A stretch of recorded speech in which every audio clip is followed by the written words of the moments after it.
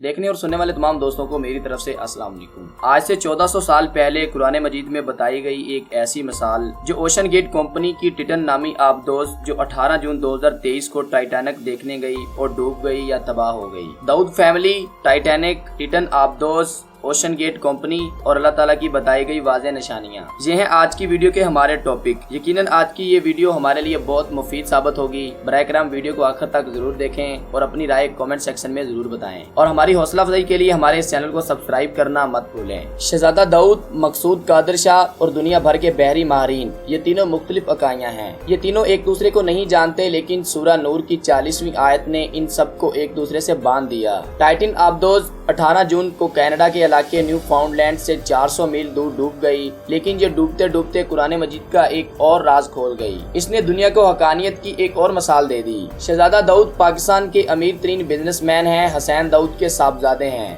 हसैन दाऊद खरबपति हैं। ये बिजली, food and agriculture, petrochemical, chemical storage, solar energy, information technology और डिजिटल शोबों में कारोबार करते हैं। दाऊद खानदान पिछले 100 साल से कारोबार कर रहा है। ये एंग्रो कॉर्पोरेशन और दाऊद हरकुलेस के मालिक हैं। शहजादा दाऊद इनके बड़े साहबजादे हैं। हसैन दाऊद के 4 बच्चे हैं। शहजादा दाऊद की उम्र 48 साल थी। इनकी बेगम क्रिस्टन बरतानवी है और इनके 2 बच्चे हैं, एक बेटा सुलेमान और एक बेटी अलीना। ये लोग बरतानिया में रहते हैं। हसैन दाऊद ने 2021 में शहजादा को एंग्रो का नायब चेयरमैन बना दिया। शहजादा गैर मामूली इंसान थे। इन्हें फोटोग्राफी और जानवर पालने का शौक था। ये नेचर लवर भी थे और फलाह बहबूद के बेतहाशा काम भी करते थे। ये अपने 19 साला बेटे सुलेमान के साथ 18 जून 2023 को टाइटैनिक का मलबा देखने के लिए टाइटन आबदोज के जरिए समंदर में उतरे और फिर बाहर ना आ सके। ये आबदोज ओशन गेट कंपनी के मलकियत थी और इसका CIO स्टाकन रश भी इनके साथ था। आबदोज में 5 लोगों की गुंजाइश थी और इसमें 5 ही लोग थे, 3 मुसाफिर और 2 अमले के लोग। शहजादा सुलेमान और बरतानवी अरबपति हमेश हार्डिंग आबदोज को पाल हेनरी चला रहा था, जबकि CIO स्टाकन रश भी इनके साथ था। ओशन गेट 2021 से अरबपतियों को समंदर की तह में 3300 मीटर नीचे टाइटैनिक के मलबे के सैर करवा रही थी। टाइटैनिक 1912 में दुनिया का सबसे बड़ा और जदीद बहरी जहाज था। ये जहाज अपने पहले सफर के दौरान ही न्यू फाउंडलैंड से 400 मील दूर बर्फ के पहाड़ से टकराकर तबाह हो गया और इसका मलबा 3500 मीटर गहराई में डूब गया। जहाज पर 2000 मुसाफिर सवार थे। इनमें से 1500 डूबकर मर गए। टाइटैनिक का मलबा 1985 में दरियाफ्त हुआ और ओशन गेट ने 2021 से दुनिया भर के अमरा को इसकी सैर कराना शुरू कर दी। ये सैर 10,500 किलोग्राम वजनी और 21 फुट चौड़ी आबदोज टाइटन में कराई जाती थी, जिसमें 96 घंटों का लाइव सिस्टम मौजूद होता था और कंपनी फीकस $2.5 लाख वसूल करती थी। आबदोज समंदर में 13,100 फुट गहराई में जा सकती थी। शहजादा दाऊद और सुलेमान दाऊद 18 जून को बहरी जहाज MV पोलर प्रिंस के जरिए टाइटन में सवार हुए और आबदोज पानी में उतर गई। 1 घंटा 45 मिनट बाद आबदोज का कंट्रोल रूम से राब्ता टूट गया। अमरीकी बहरिया ने ऐन उस वक्त अपने लॉन्ग रेंज सोनार सिस्टम के जरिए पानी में धमाके की आवाज सुनी थी। अमेरिका ने यह सिस्टम 1950 में बहरा ओकियानूस में रूसी आबदोजों से बचने के लिए लगाया था। आज तक की तहकीकात के मुताबिक आबदोज पौने 2 घंटे बाद बातपिलोजिक जोन में धमाके से फट गई थी। ये जोन 3000 मीटर की गहराई में होता है। आबदोज की दुम और लैंडिंग फ्रेम टाइटैनिक के मलबे से 1600 फुट के फासले से मिला, ताहम लाशें गायब थी और ये लाशें सिरेदस्त किसी टेक्नोलॉजी की मदद से दरियाफ्त नहीं हो सकती। क्यों नहीं हो सकती? हमें इसके लिए मकसूद कादिर शाह की कहानी सुनना होगी। टाइटन में बिलियनियर सवार थे। चनाचा पूरी दुनिया के मीडिया ने ये खबर उठा ली। दुनिया जहां के बहरी माहिरीन भी सामने आए और दुनिया को पहली मर्तबा पता चला समंदर में तय दर तय बहरें होती हैं। एक बहर के बाद दूसरी बहर और दूसरी के बाद तीसरी बहर आती है और ये बहरें समंदर में सन्नाटा और अंधेरा करती चली जाती हैं। बहरों का बकायदा वजन भी होता है। समंदर के बलाई पानी का वजन 6.6 किलोग्राम फी मुरब्बा इंच होता है। हर 10 मीटर बाद बहर तब्दील हो जाती है और पानी का वजन दुगना हो जाता है। यहाँ तक कि 3000 मीटर गहराई में जाकर पानी का वजन दबाव 300 गुना बढ़ जाता है। समंदर में 2 घंटे गहराई में सफर के बाद पानी में अंधेरे के ऐसे गहरे बादल छा जाते हैं जिन्हें लफ्जों में बयान नहीं किया जा सकता। क्यों नहीं किया जा सकता? ये अंधेरा दुनिया के किसी भी मकाम पर इंसान के तजर्बे में नहीं आता।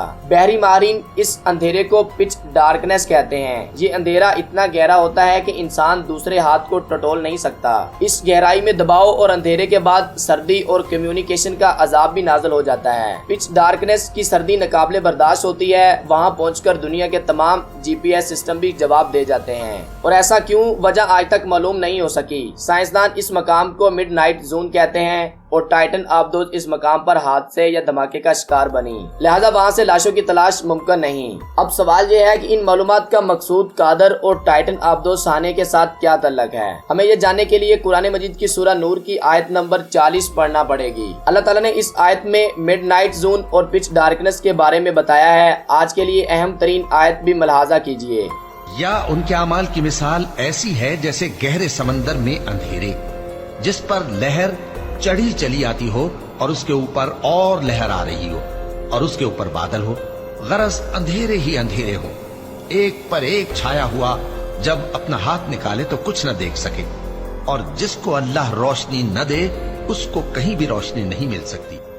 آپ یہ آیت دوبارہ پڑھیں اور اس کے بعد ٹائٹن آبدوز کے سانحے پر ماہرین کی رائے بھی دوبارہ سنیں اور پھر اپنے آپ سے سوال کریں، آج سے 1400 سال پہلے جب انسان سمندر میں 3 میٹر سے زیادہ گہرائی میں نہیں گیا تھا، اس وقت قرآن مجید میں کس نے ڈکلیئر کیا سمندر میں موجوں کے اوپر موجیں ہوتی ہیں اور یہ گہرے بادلوں کی طرح ہر چیز کو ڈھانپ لیتی ہیں اور یہ ایک ایسا اندھیرا تخلیق کر دیتی ہے جس میں ایک ہاتھ دوسرے ہاتھ کو شناخت نہیں کر سکتا۔ یہ حقیقت 1400 سال پہلے کس طرح معلوم ہو گئی؟ دنیا 1985 میں ٹائٹینک کا ملبہ تلاش کر پائی، جبکہ اللہ تعالیٰ نے 6 ہجری میں بتا دیا ہم سمندر میں موج کے اوپر موج چلاتے ہیں۔ یہ موجیں گہرے بادل جیسی ہوتی ہیں اور یہ ایک ایسی پچ ڈارکنس تخلیق کرتی ہیں جس میں بنائی جواب دے جاتی ہے، اور ٹائٹن اس پچ ڈارکنس میں گم ہوئی یا تباہ ہو گئی۔ کیا یہ موز اتفاق تھا؟ مقصود قادر اور اس سانحے کا تعلق۔ مقصود قادر نے قرآن مجید کی سورہ نور کی آیت نمبر 40 سوشل میڈیا پر دکھائی اور ٹائٹن آبدوز سانحے کو بھی ساتھ ٹیگ کیا۔ میں نے اس کا بار بار مطالعہ کیا اور میری آنکھیں آنسوؤں سے لبریز ہو گئی اور میں نے اللہ تعالیٰ کا شکر ادا کیا، اس نے مجھے اپنے اس دین میں پیدا کیا جس نے دنیا کو 1400 سال پہلے پچ ڈارکنس، موج کے اوپر موج اور پھر اندھیرے کے بادلوں کے بارے میں اطلاع دے دی تھی، اور ساتھ یہ بھی فرما دیا تھا اللہ جس کو روشنی نہ دے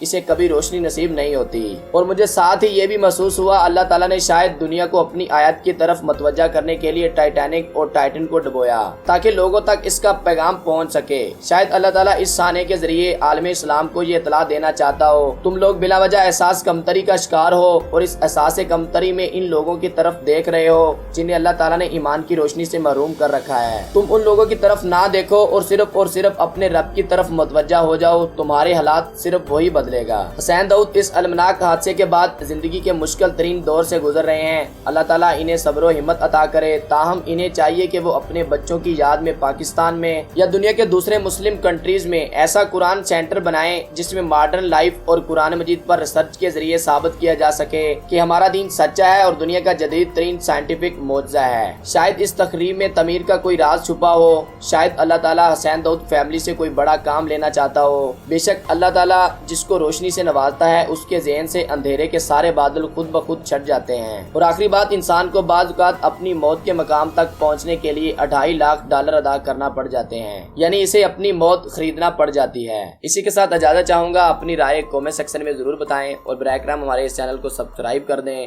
ملتے ہیں انشاءاللہ نیکسٹ ویڈیو میں، تب تک اپنا خیال رکھیے گا۔ خدا حافظ۔